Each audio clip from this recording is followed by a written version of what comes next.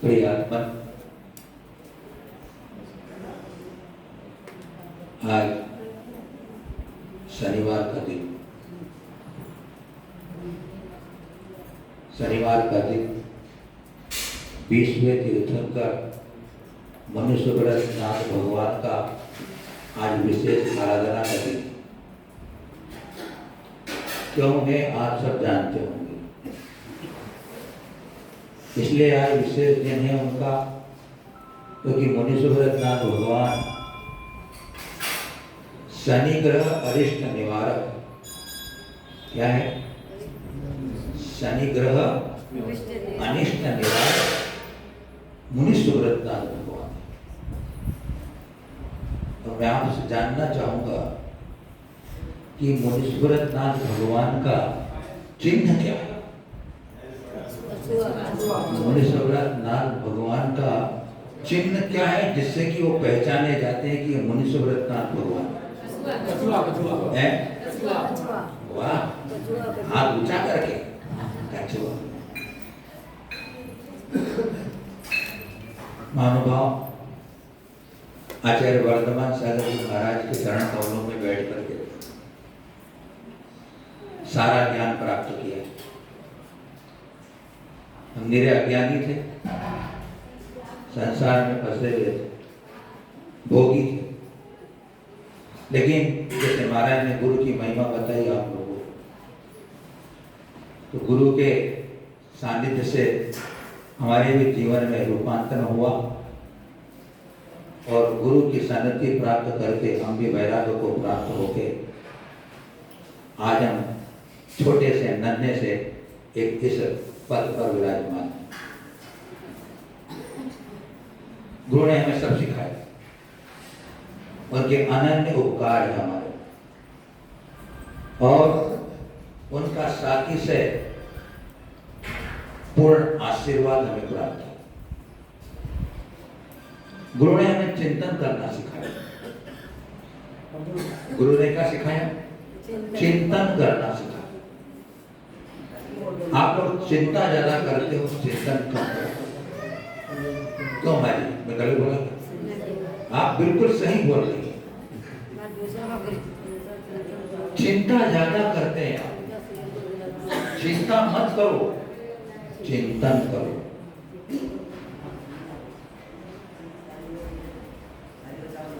कभी चर्चा में करूंगा आपसे चिंता को दूर कैसे करें, चिंता को दूर कैसे करें, आपसे चर्चा करूंगा कभी एक दिन अवसर मिलेगा तो हमने एक दिन हम सामायिक में बैठे थे, मनुष्यव्रत भगवान का शनिवार का दिन था और अतिशयकारी मनुष्यव्रत भगवान के सामने बैठे हुए थे। कहाँ प्रसिद्धि मुझे बता सकते हैं आप? मनुष्यव्रत भगवान का तो अतिशय क्षेत्र कौन सा प्रसिद्ध है देश के अंदर?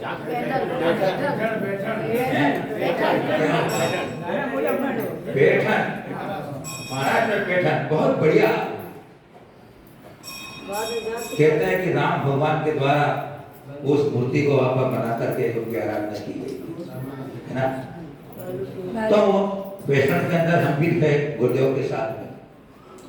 हमने चिंतन किया कि कछुए का चिन्ह है, इसमें कोई कोई रहस्य छिपा हो, कोई कोई तत्व की बात छुपी होगी, क्योंकि तीर्थंकरों के चिन्ह है वे ऐसे नहीं बनाए गए, उनमें कोई न कोई अपने को ज्ञान की बात मिलती है।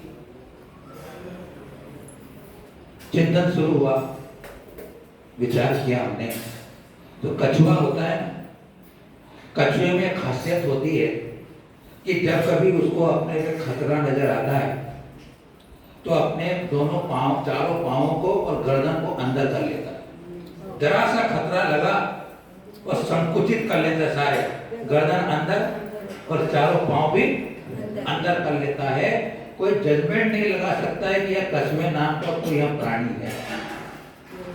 और पत्थर जैसा दिखता है, जब अंदर कर लेना वो तो मानो कि पत्थर पड़ा हो। तो जिस प्रकार वह कछुआ अपने अंगों को संकुचित करके अपने जीवन की रक्षा कर लेता है।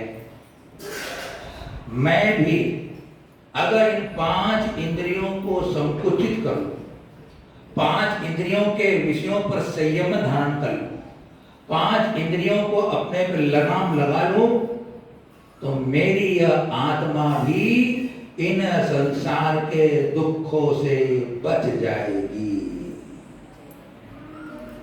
क्यों? इन 5 इंद्री के विषयों के कारण ही मेरी आत्मा अनंत काल से दुख का पात्र है। इसीलिए दौलत राजा ने कहा, भैया आत्म के अहित विषय कसाय, इनमें मेरी परिणति न जाए।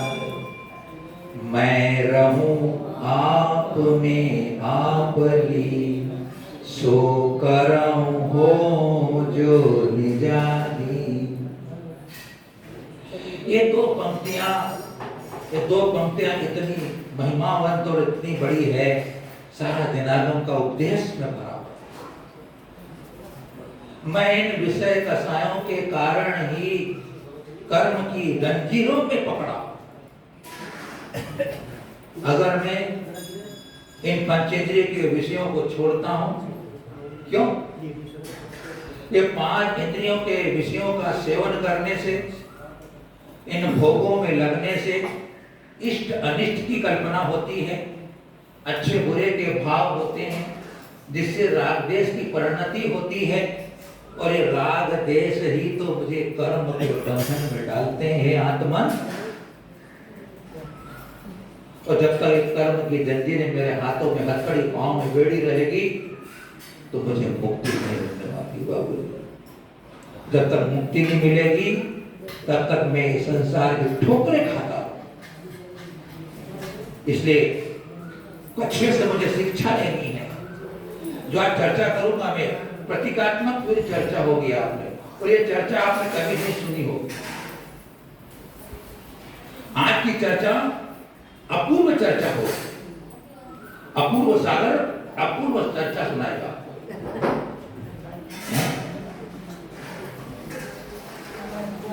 कभी सुनोगे आप लोगों ने कछुए की कहानी? कछुए के द्वारा धर्म का उपदेश मुझे मिल जाता है, नहीं सुना होगा। सुना कभी आपने? नहीं सुना। विषय की बात हो गई, विषयों से कसाय उत्पन्न हो जाते हैं। जैसे हमारा खतरा क्या हो गया, विषय के भोगों में पड़े तो कसाय हो गई।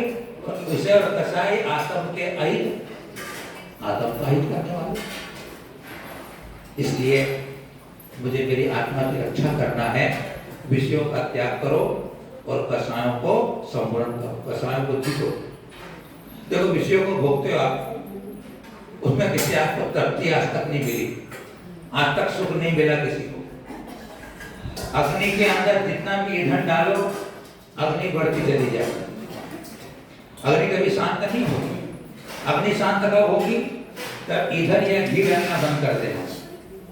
अगर आप विषय भोगते रहोगे तो कभी भी तृप्ति नहीं मिलने वाली है, कभी सुख नहीं मिलने वाला है। सच्चा सुख तो मोक्ष में है, सच्चा सुख तो निज आत्मा में है, सच्चा सुख तो रत्नत्रय धर्म के आराधन करने में। विषयों के सुख नहीं, विषयों के सुख तो कल्पना मात्र है, एक अपनी झूठी मान्यता है कि मुझे सुख मिल रहा है। तो विषय के सुख कैसे हैं? खुजली के समान। जैसे खुजली की बीमारी हो जाती है, जब खुजली की बीमारी खुजाता है, खुजाने में अच्छा लगता है, खुजाने के समय अच्छा लगता है, लेकिन खुजाने के बाद जलन होती है कि नहीं होती, और खुजा और खुजा। ऐसे भैया विषयों के यह अपने नाम से स्वभाव है उसका, उसको छोड़ो। दूसरी बात, कछुए की जो पीठ होती है वो नीचे का हिस्सा जो होता है बड़ा मजबूत होता है। कछुए की पीठ और नीचे का हिस्सा मजबूत होता है। कहते हैं कि पुराने समय में तलवार की वार रोकने के लिए ढाल बनाई जाती थी, तो कछुए की पीठ की बनाई जाती थी। सुना होगा आप लोग। तो कछुए की पीठ इतनी मजबूत होती है, नीचे का हिस्सा और ऊपर का हिस्सा। अभी हम लोग कहाँ पर थे ना मम्मी, आपको कछुआ लेके आए थे गुड़ेल में थे, गुड़ेल में हम भी कछुआ लेके आए हमारे साथ हैं, जिंदा कछुआ लेके आए। तो हमने देखा उसको, बहुत मजबूत, नीचे से भी मजबूत, ऊपर से भी मजबूत। ऊपर से फेंको तो असर नहीं होता, पत्थर डाल दो उसके ऊपर तो टूटेंगे, इतनी मजबूत है ना। हाँ, तो जिस प्रकार की उसकी ऊपर की पीठ और नीचे की हिस्सा इतना मजबूत होता है कि पत्थर भी गिराने पर नहीं टूटता है, उसी प्रकार है आत्मन, तू भी अपने आत्मा को इतना मजबूत बना ले तत्व ज्ञान के द्वारा। तत्व ज्ञान के द्वारा अपनी आत्मा को इतना मजबूत बना ले कि तेरे पे कैसी भी कठिन परिस्थिति आ जाए, कितने भी बुरे हालात हो जाए तेरे, कितने भी दुख के पहाड़ टूट जाए, तेरी संपत्ति भी खत्म हो जाए, तो कितना बड़े रोग में फंस जाए, तो भी तू कभी भी अपने धैर्य को मत छोड़ना, अपने साहस को मत छोड़ना, अपनी क्षमता को मत छोड़ना, अपने अंदर सहनशीलता को बढ़ाना। क्यों? तत्व ज्ञान के द्वारा, आत्म ज्ञान के द्वारा। तो तत्व ज्ञान क्या होगा कि जो विपत्ति मेरे सामने आज आई है, या संपत्ति मेरे को आई है, शाश्वत नहीं। सबसे पहले चिंतन करना कि जो कुछ भी मुझे अच्छा मिला है शाश्वत नहीं है, जो बुरे दिन आए हैं वे भी शाश्वत नहीं है। सुबह होती है, शाम होती है, एक ऋतु आती है, दूसरी ऋतु चली जाती है। संसार की रीत है, जीवन संसार का स्वभाव है, वैसे ही मेरी परिस्थितियों का स्वभाव है। एक समान कभी दिन नहीं रहते, याद रखना, किसी के भी दिन एक समान नहीं रहते हैं। अच्छे दिन आए हैं तो बुरे दिन भी आएंगे, और बुरे दिन आए हैं तो अच्छे दिन भी आएंगे। शाश्वत कुछ नहीं। सबसे पहले अगर आपने जिनेंद्र भगवान का प्रतिपादित यह संसार अनित्य है, अगर इसका चिंतन कर लिया, आपको साहस आ जाएगा, आपको धैर्य आ जाएगा, और आपको एक नया रास्ता दिखेगा। क्योंकि व्यक्ति बड़े विपत्ति के पहाड़ टूटता है, उसकी बुद्धि खराब हो जाती है, वो उल्टे सुल्टे काम करने लग जाता है, कुछ का कुछ बोलने बकने लग जाता है। तो क्या कहा कि इन सब अशाश्वत संसार में एक मेरी निज आत्मा शाश्वत है, मेरी आत्मा शाश्वत है। ये सब कर्म का खेला है, यह कर्म का नाटक है। मैं कर्म की पुटकली बनावा, कठपुतली होता है, कठपुतली को नचाने वाला दूसरा कोई होता है, कि कर्म मेरे को कठपुतली के समान नचा रहा है, लेकिन जब मैं जान लूंगा कि कर्म की लीला है और एक कर्म को नष्ट करने की सामर्थ्य मेरे पास है, अगर मैं समता हूं, वासना भगवान ने समता रख करके अपने जीवन को महान बना दिया है ना। तो आपको करना है, तत्व ज्ञान करना है, आत्म ज्ञान करना है। शाश्वत एक मेरी निज आत्मा है, और जो कुछ भी मुझे प्राप्त हो रहा है और जो बिछड़ रहा है अशाश्वत। आज संपत्ति तुम्हारे पास है, कभी संपत्ति शाश्वत रहने वाली नहीं है। संपत्ति को लक्ष्मी भी कहते हैं, संपत्ति को लक्ष्मी भी कहते हैं। और आप लोगों को मालूम होगा कि लक्ष्मी जी की फोटो हमेशा खड़ी हुई मिलेगी तुम्हारे। लक्ष्मी जी की फोटो कैसी मिलेगी आपको? दयावाद वालों, खड़ी हुई। और सरस्वती की फोटो कैसी मिलेगी? पक्की बात है ना, पक्की बात ने बता दिया, पक्का बात है। तो लक्ष्मी जी की खड़ी फोटो तुमको बता रही है कि बच्चू समझ के चल, मैं खड़ी हुई हूँ, कब तेरे घर से चली जाऊंगी मालूम भी पड़ेगा। लक्ष्मी खड़ी हुई बोल रही है कि तेरे घर से कब निकल जाऊंगी तुझे मालूम नहीं पड़ेगा। इसलिए इस वेश्या सम लक्ष्मी अति चंचल या का क्या पता है। इसलिए कभी गर्व मत करो संपत्ति पर, धन पर, दौलत पर, मकान दुकान पर, इसमें गर्व मत करना। सब एक दिन नहीं ले जाने वाला है। इस धरा पर सब धरा रह जाएगा, साथ कुछ नहीं जाने वाला है। साथ में जाएगा तेरा अच्छा किया हुआ कर्म, साथ में जाएगा तेरा बुरा किया हुआ कर्म, है ना। इसलिए आत्म तत्व का ज्ञान करो, तत्व ज्ञान करो, और अपने जीवन को खुशहाली बना। तीसरा बिंदु, कछुए के शरीर की संरचना है तो प्रकृति के अनुसार बनी हुई। पत्थर जो होता है ना, प्राकृतिक होता है। पत्थर की आकृति देखो, उसमें जो निशान वगैरह होते हैं, लकीरें होती है, पत्थर में जैसी होती है ना, वैसी उसके पीठ के डिजाइन होती है। अर्थात कोई जज नहीं कर सकता है कि यहाँ कछुआ है कि पत्थर पड़ा है। अर्थात वो कछुआ प्रकृति से जुड़ा हुआ, उसकी प्रकृति से जुड़ा हुआ कछुआ। तो यहाँ पे तथ्य देता है मुझे भी प्रकृति से जुड़ना चाहिए, स्वभाव से जुड़ना चाहिए। मेरा स्वभाव कैसा है? अगर मैं स्वभाव में रहूंगा तो मुझे शांति रहने वाली, मैं स्वभाव में रहूंगा तो शांति रहने वाली है, और मेरे स्वभाव को छोड़ दिया अशांति मिलने वाली है। जितने भी आज आत्म साधक हुए हैं वो स्वभाव में रहे। आचार्य प्रवर शांति सागर जी महाराज का नाम सुना होगा आप लोग। मुझे बताओ, आप सर पर चढ़ रहा है, 5 बार सर पर चढ़ रहा है, सामने सिंह बैठा हुआ है, चींटियां काट रही है, सामने वाला फूल का आदमी पत्थर फेंक के मार रहा है, लेकिन आचार्य प्रवर शांति सागर जी महाराज ने उठ नहीं किया, किसी से बदला लेने की भाव नहीं किया, प्रतिकार करने का भाव नहीं किया, समता रखी, मेरे कर्म का हुए। जब कभी तुम्हारे पे बुरे दिन आ जाए, मेरे खोटे कर्म का होते, मैंने कोई बुरा काम किया, पाप का काम किया, उसका फल है। अब मुझे समता रखनी चाहिए। क्या समता रखनी चाहिए? संक्लेश करोगे, क्लेश करोगे, नए कर्म बनेंगे, नए कर्म बनेंगे, सतती चलती चली जाएगी। समता ही मेरे पास एक साधना है और समता रख सकता है। हम करते क्या हैं? हम दूसरे को बदलना चाहते, हम दूसरे से बदला लेना चाहते। लेकिन एक आपसे ऑब्जेक्टिव प्रश्न पूछता हूं मैं आपसे। क्या पूछता हूं मैं आपसे? ऑब्जेक्टिव प्रश्न पूछना चाहता हूं। आपके सामने 3 ऑप्शन, भैया ज्ञानी बैठे, आप अच्छा प्रश्न किया था।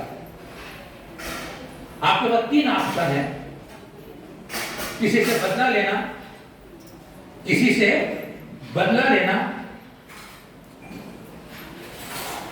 किसी को बदल देना, किसी को बदल देना, स्वयं में बदल जाना, स्वयं में बदल जाना। माँ जी आप मुझे बताइए, आप पूछी बैठी हुई बात। 3 आपके सामने बात है, दूसरे से बदला लेना, दूसरे को बदल देना और स्वयं में बदल जाना। इन 3 बातों में से जो आपको सरल लगता हो, सीधा लगता हो, वो कौन सी बात होगी? स्वयं में बदल जाना। स्वयं में बदल जाना। पूछने वाली माँ जी ने बहुत अच्छा पूछे उत्तर दिया। देखो एक स्वर में आवाज आ गई यहाँ पर। क्या भैया जी? किसको बदलना? बस अगर आपने अपन सबने ये पाठ सीख लिया, फिर दूसरे को बदलने की कोशिश करेंगे, वो हमारे हाथ में नहीं। दूसरे से बदला लोगे, कितना बदला लोगे? 1 बार, 2 बार, 3 बार, कभी वो तो हावी हो जाएगा तुम्हारे। कमर ने 10 बार बदला लेने की कोशिश करी, लेकिन मैं अगर बदल जाता हूं तो, मैं शांति रख लेता हूं तो, मैं समता रख लेता हूं, मैं किसी को उत्तर दबाव नहीं देता हूं, तो क्या होगा? सब बदल जाएगा, संसार बढ़ता चला जाएगा। जिंगला के श्रावक बहुत अच्छे, जितना उत्तर सटीक दे दिया, मुझे को विश्वास हो गया कि अपने को बदलना सबसे सरल काम। अगर आपने ये थ्योरी आज से पकड़ ली, ये विधि आपने पकड़ ली आज से, आप घर जाके, आपकी बहू है क्या यहाँ पे? यहाँ पे नहीं, बम्बई में। यहाँ बहू उसकी यहाँ पर है, जिनकी बहू यहाँ बैठी हो, यहाँ पर हो, वो आज बहू तुम्हारे झगड़ा करे, तुम्हारे से लड़ाई करे, तुम्हारे को ऊंची बोले, तुमको गरम गरम बाटी नहीं खिलाए, तुम्हारे माल तुमने तुमको नहीं खिलाया बना करके, बोले मेरा कल का उपवास है, माल की और बाटी खिला देने को है, बने नहीं तुम्हें वाले करेंगे।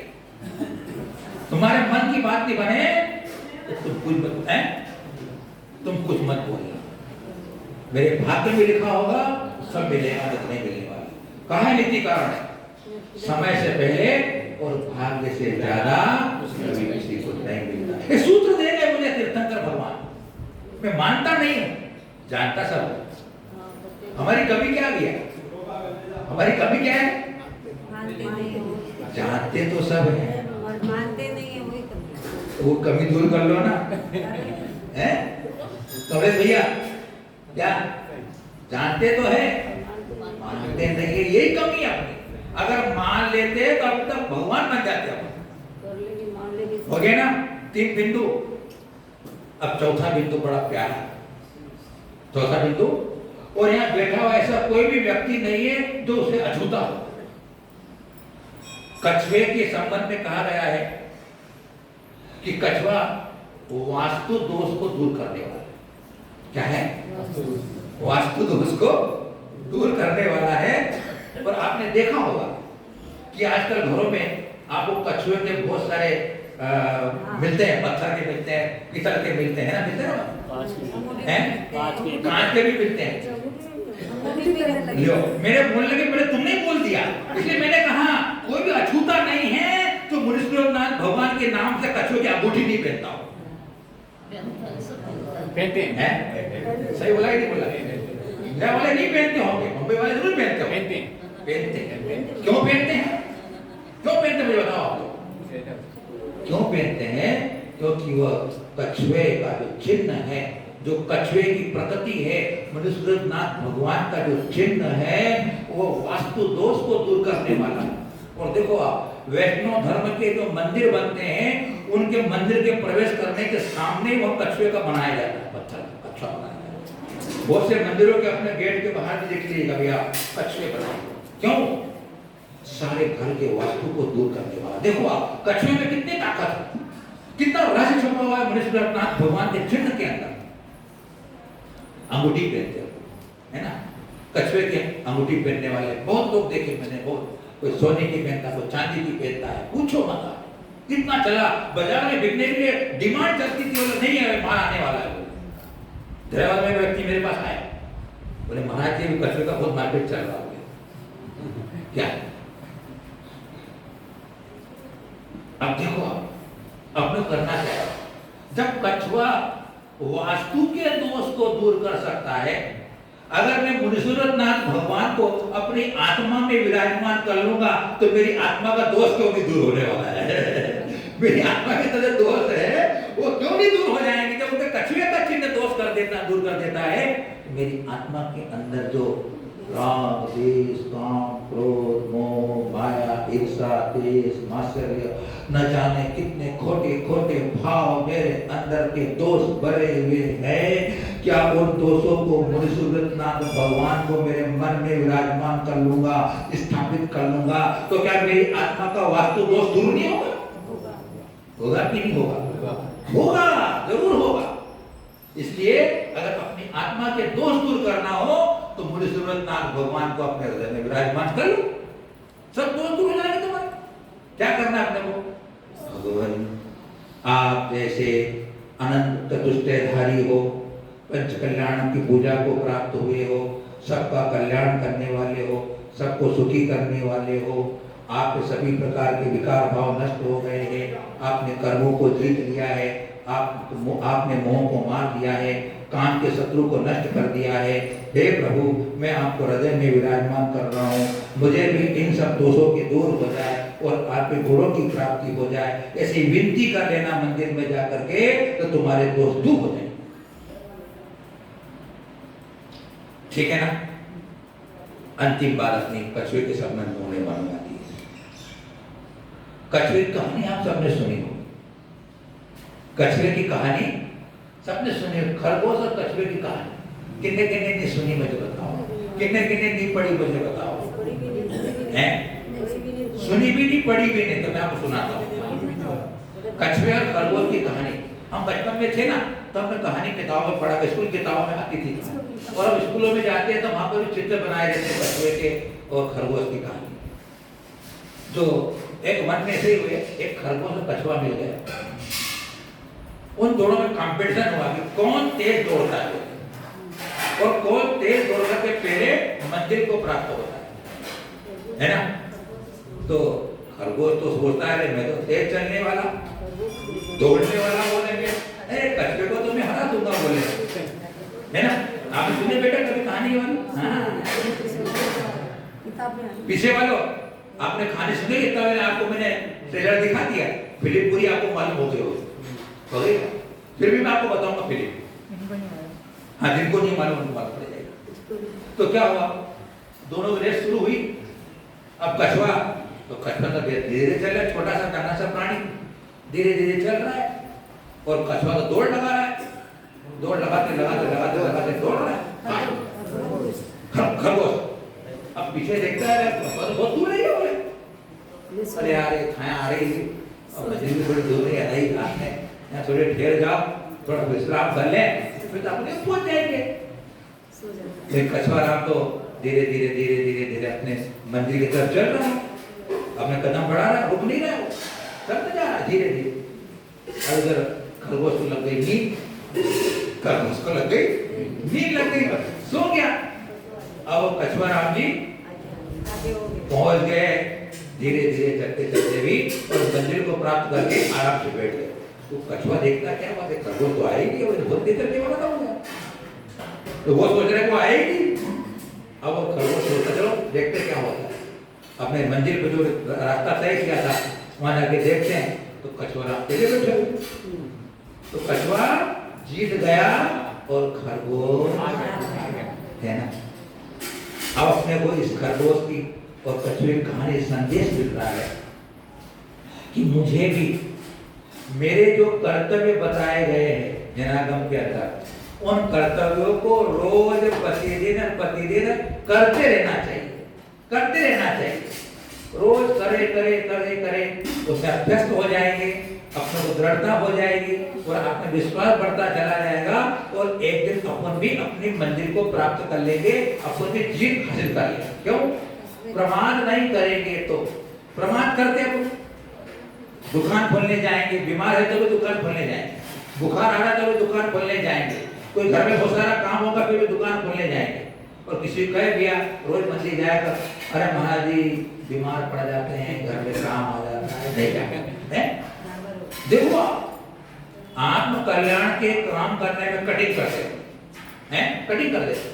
वो बेटे थे महानुभाव भी, महाराज जी जरूरी जाना है बोले मेरे को, वो काम के लिए चला गया आदमी, लेकिन ये नहीं मालूम है कि आज का दिन मेरा मंगल था, आज मेरे जीव देशना गुरु के मुख से मिलनी थी, और मेरे को धर्म का ज्ञान मिलना था, सम्यक दर्शन प्राप्त करने का मुझे अवसर प्राप्त हुआ था, और आज उठ के चला गया। देखो ये सौभाग्य कहाँ मिलता है? अरे जिनवाणी सुनने का मिलने का अवसर कहाँ मिलता है, मुझे बताओ। नहीं मिलता है मेरे। तो भैया कभी गुरुवाणी सुनने को मिले, कभी प्रमाद मत करो, समय निकाल कर आओ और गुरुवाणी सुनो, जिनवाणी सुनो, यही मोक्षदायिनी है। प्रमाद नहीं करना। अंतिम बात, कछुआ पानी में भी चलता है, धरती में भी चलता है। कछुआ पानी में भी चलता है और धरती में भी चलता है। उसी प्रकार मेरे को अपने अंतरंग के भाव भी शुद्ध रखना है और बाहर की क्रिया भी शुद्ध करना है। शुभ क्रिया भी करना है, भाव भी शुभ रखना है। भाव सुधर गए तो भाव सुधर जाएगा। हम क्रिया तो करते हैं, अभिषेक कर रहे हैं, पूजा कर रहे हैं, और आपके जप कर रहे हैं, दान दे रहे हैं, लेकिन भाव की शुद्धि नहीं हुई, अंदर कसाई रह गई। अभी हम मंदिर में बैठे थे, एक सज्जन पुरुष ने कहा भैया तू भी शांति धारा कर ले, संध्या कर ले। भैया को कहा संध्या कर ले, नहीं संध्या नहीं करता। अरे कर ले, नहीं मैं नहीं करता। बताओ, शांति धारा करने को व्यक्ति को बोल रहे हैं, लेकिन शांति धारा नहीं कर रहा। क्यों नहीं कर रहा है? कहीं न कहीं अंदर कसक बैठी हुई, अंतराय में भी है, और कहीं न कसक बैठी हुई, कहीं वो कसाय बैठी। अरे भगवान का अभिषेक करने के तेरे को मनवार कर रहा है आदमी, मना कर रहा है। अरे खाने के लिए तो मनवार कर खा लेता है नाक का लोग, क्यों? लड्डू भी खा लेगा, मुक्ति का लड्डू भी खा लेगा, मनवार करा ले लो यार। मैं मनवार कर रहा है तो भगवान का अभिषेक करने को नहीं मैं नहीं करता हूँ। अरे क्यों? मन शुद्ध नहीं। क्या है? मन शुद्ध। कहते हैं कि अगर अपना मन शुद्ध है तो कटौती में गंगा, मन चंगा गंगा। क्या प्यारी बात है। इसलिए इसलिए मंदिर में आओ, सारी कसार छोड़ दो, सारा मन उठाओ छोड़ दो, अच्छे मन से आओ, खुले दिल से आओ, पूरे भाव को शुद्ध करके आओ बंधुओं। एक दिन का जिनेंद्र भगवान का दर्शन करने वाला, एक दिन जिनेंद्र भगवान के ऊपर अभिषेक करने वाला, एक दिन जिनेंद्र भगवान की पूजा करने वाला शुद्ध भाव से कर ले तो पंच कल्याणी की पूजा को प्राप्त हो जाता है। अंजन जो निरंजन बन गया, देखो आप। इसलिए बंधुओं, बाहर कितना भी धर्म का क्रिया करे, अंदर के मेरे भाव नहीं शुद्ध हुए, अंदर की मेरी कसाएं नहीं पीती, आकांक्षाएं नहीं पीती, अंदर की महत्वाकांक्षाएं नहीं गई मेरे अंदर से, लोभ कसाएं मेरी नहीं गई, और मेरे अंदर अहंकार और ममकार चलता रहा तो मैं कितने भी भाव धारण कर लूं, पूजा पाठ कर लूं, लेकिन मेरा उद्धार नहीं होगा। ठीक है ना? इसलिए आज का दिन 20वें तीर्थंकर मुनि सुब्रतनाथ भगवान का अरिष्ट निवारक, शनि अनिष्ट ग्रह निवारक, और जिसको ग्रह लगा हुआ है वो भगवान की भक्ति करेगा, सारे ग्रह दूर हो जाएंगे। सारे ग्रह दूर हो जाने वाला है, भगवान की भक्ति करो, पुण्य कमाओ। जिसका पुण्य प्रबल होगा उसको कोई ग्रह बिगाड़ नहीं कर सकता, याद रखो। जिसका पुण्य प्रबल होगा कोई ग्रह तुम्हारा बिगाड़ नहीं कर सकता। देखो साधु जन के जो है वो क्या करते हैं? भगवान की भक्ति करते हैं, कोई कष्ट नहीं आता। देखो आप, गर्मी में गर्मी नहीं लगती उनको, ठंडी में ठंडी नहीं लगती उनको। अब यार गर्मी में कितनी बार पानी पीते मुझे बताओ, हैं? कितनी बार पानी पीते? अरे अच्छी है कि हम लोग बाटल लेके नहीं आए पानी की, बम्बई में होता सब जगह बैठते हैं? दरिया में तो लोग आते थे बाटल लेके, नहीं आते आते बच्चे आते इधर हमारे गांव में कोई नहीं हैं, बच्चे नहीं आते हैं। अब मुझे बताओ, आप 1 घंटे के लिए पानी की प्यास को नहीं रोक सकते हैं, लेकिन तुम्हारे निर्गंत गुरु वितराग बाग पर चलने वाले निर्गंत गुरु 24 घंटे में 1 बार पानी लेते हैं, उसमें भी अंतर आया जाए तो क्या मालूम? क्यों? क्योंकि उन्होंने अपने अंदर भगवान जिनेंद्र के कहे हुए धर्म को विराजमान किया है, रत्नत्रय धर्म को धारण किया है, और रत्नत्रय धर्म से बढ़कर कोई संपदा नहीं होती है। इसे रत्नत्रय की संपत्ति अर्पित करो और मुनि सुब्रतनाथ भगवान की भक्ति करो। आप सबके जीवन में सुख, शांति, समृद्धि, आरोग्यता की प्राप्ति हो, आप मोक्ष मार्ग पर बढ़े। इन्हीं मंगल भावनाओं के साथ गुरुवर आचार्य श्री वर्तमान सारथी महाराज की